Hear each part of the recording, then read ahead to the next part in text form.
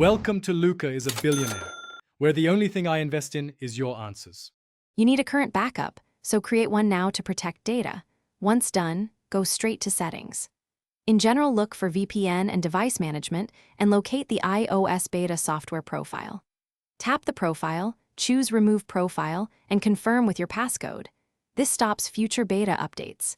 Make sure to restart the iPhone right away so the profile removal takes effect and the device stops checking for developer or public betas.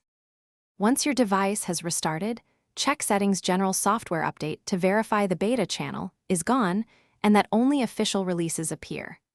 If your phone currently runs a beta build, install the next public release when it becomes available to move back to official software.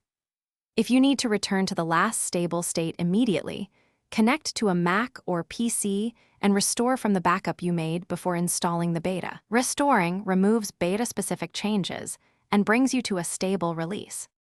Finish by confirming the beta profile is gone and software update shows only public releases.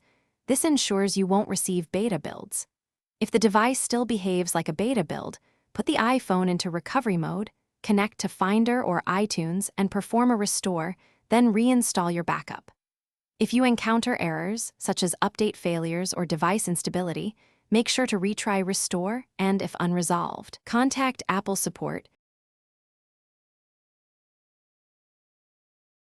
Thanks for watching and please subscribe. It's the best investment you'll ever make.